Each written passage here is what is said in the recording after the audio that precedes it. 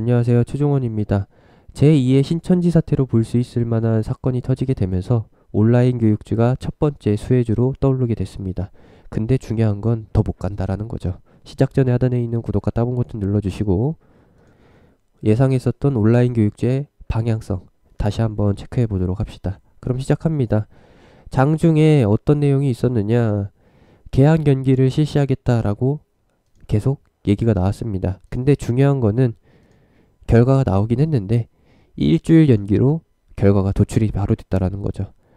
뭐 한 달 연기, 뭐 1학기 온라인 교육 실시 이런 쪽으로 예상을 하셨을 텐데 아쉽게도 단기간으로 그쳤다라는 겁니다. 원래 대부분의 학교들이 5월 마지막 주에서 6월 첫째 주에 부분적으로 단계적으로 개학을 실시하려고 했었어요. 인파가 몰리는 것을 대비해가지고 학년별로 나눠서 진행을 하려고 했었는데 단계별로 나눠서 계약을 진행하는 것은 그대로 실행을 하는 것이고 전체적인 계약 일자만 일주일 뒤로 미뤄지게 됐다라는 거. 5월 첫째 주 연휴 기간에 발생됐었던 전염 사태, 일주일간의 잠복기를 거치고 나서 현재 확진자가 속속들이 나오고 있다라는 겁니다. 이번에 발견된 66번 확진자 같은 경우에는 2차 감염자인지 3차 감염자인지 확실치는 않지만 최초 감염자는 아니라는 게 제 추측이고요.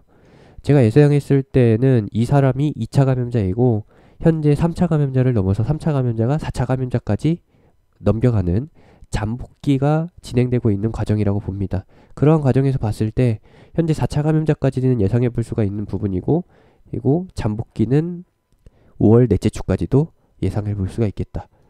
그래서 이제 25일부터 24일에서 25일부터는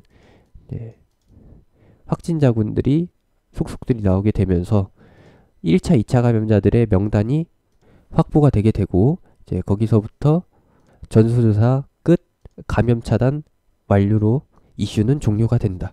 다만 문제는 지금 현재 정부가 고려하는 거는 3차 감염자까지 예상을 하는 것 같은데 4차 감염자까지 나온다라고 하면은 분명히 잠복 기간을 더 늘려서 봐야 되기 때문에 개학 연기가 한 번 더 이뤄질 수 있다라고 보는 거예요. 그러면은 우리가 볼 거는 뭐 YBM넷 대장주로 해서 기준을 봐야겠죠.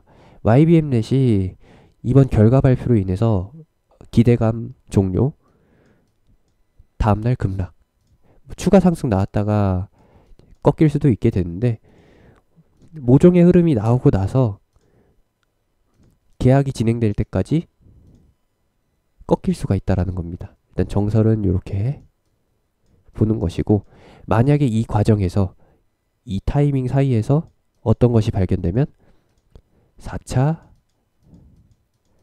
감염자가 발생이 되면은 그러면은 한 번 더 계약 연기를 추진을 해야죠. 근데 잠복기는 말씀드렸다시피 하루 이틀 만에 나오는 게 아닙니다. 지금은 2차까지 예상되는 사람들의 확진 판정이 나오고 있는 기간이고 이제 다음 주 이번 주 주말에서 다음 주가 되면은 3차 감염자에 대한 반응이 나오게 된다. 안심하고 나서 이제 5월 넷째 주부터 해가지고 계약을 실시하게 됐는데 이 과정에서 혹여라도 여기가 계약이에요. 계약 이후에 혹여라도 이 기간에 다시 한번 4차 확진자가 나오게 되면은 4차 확진자는 아니었는데 확진자에 대해서 경로 조사를 했는데 여기에서 이태원 접점이 발견되게 되면은 패닉이 온다라는 겁니다. 물론 증시의 패닉은 아니고 코로나 재확산에 대한 우려가 다시 한번 커진다라는 것이죠. 그렇게 되면은 개학 연기는 다시 한번 미뤄지게 되면서 뭐 일부 진행했었던 학년에 대해서는 대책이 세워질 것이고 그리고 개학을 안 한 학군에 대해서는 미뤄질 가능성이 높다. 초등학교 고학년 그리고 중학교 저학년 같은 경우에는 대부분이 6월 첫째 주가 개학이거든요. 근데 이 기간이 미뤄지게 되면서 6월 중순까지도 가게 될 수 있는 것이고 그 과정에서 한 번 더 일주일 연기가 진행되거나 아니면은 특정 기간 동안 추가 연장이 된다라고 하면은 기술적 반등이 나올 가능성이 있습니다. 다만 이번 기회에 비중을 확실히 줄이거나 아니면은 손절하지 못한다라고 하면은 또 길게 물릴 수 있으니까. 사람들 추정컨대 가을에 날씨 쌀쌀해지기 시작하면은 독감이 유행하게 되고, 그러면서 코로나 잠복기를 거치고 있는 사람들, 보균자라고 하죠. 보균자 중에서도 무증상 보균자. 분명히 코로나에 감염은 됐는데 아픈 증상이 느껴지지 않아서 그냥 평상시처럼 행동하는 사람들, 그런 사람들이 다시 한번 확진 판정을 받게 되고 확산을 시키게 되면은 겨울에 다시 한번 더 돌아오게 된다라는 겁니다. 어떤 거? 전염병 유행. 전염병 유행이 돌거나 아니면은 가능성을 제시하는 모종의 단체들 때문에 코로나 관련주가 유행하게 되면서 온라인 계약, 그리고 다음 연도 학습과정 개정 등등의 조치가 진행이 되거나 아니면 대책이 세워진다거나 아니면은 추측성으로 기사가 나오게 되면서 반응을 보일 거라는 겁니다. 근데 그때까지 어떻게 기다리냐고요. 이번 겨울에 다시 한번 코로나가 유행한다라는 보장도 없는데, 이번 여름 지나서 가을 전에 백신이 확실하게 개발이 되고 임상까지 완료해가지고 치료제가 널리 퍼진다라고 하면은 치료제 쪽이나 진단키트 그리고 백신 쪽까지는 재확산에 대한 기대를 받겠지만 온라인 교육주는 필요가 없잖아요. 왜? 치료제에서 커트 당하니까. 그러면은 이대로 흘러내린다라는 거. 물론 아직까지는 정책 노선이 계속 이어질 예정이기 때문에 뭐 내후년에라도 대선 정책주로 인해서 불러일으켜질 가능성이 있지만 거기까진 예상하기 힘들고요. 제가 애초에 예상했었던 거 이거 있잖아요. 이번 연휴 때 제주도 관광객이 쏠리게 되면서 이 안에서 재확산이 진행된다라는 거. 제2의 신천지 사태. 뭐 여행자 같은 경우에는 공항에서 다 명단이 확보가 되니까 제2의 신천지 사태는 무리한 표현이라고 할 수 있어요. 하지만 이번 같은 경우에는 확실하게 제2의 코로나 사태라고 볼 수가 있습니다. 왜? 전국 8도에서 이번 연휴를 기회로 해가지고 이태원에 있는 게이 클럽에 몰리게 됐고, 그 사람들 모두가 다 본인이 게이가 아니라는 것을 보여주기 위해서, 게이인 것을 들키지 않기 위해서 가짜 신분을 사용했다. 논점은 그겁니다. 게이 클럽을 이용한 게 문제가 아니라 이용자들의 신원 확인도 안 되고 감염 경로 차단, 추가 확진 차단도 안 되고 있다라는 게 팩트. 지금 여러분들 주변에는 이태원에 있는 게이 클럽을 이용하지 않았더라도 게이가 아닌 척, 게이 클럽을 이용하지 않은 척 다니는 사람들에 의해서 지금 옮았을 수도 있다라는 거.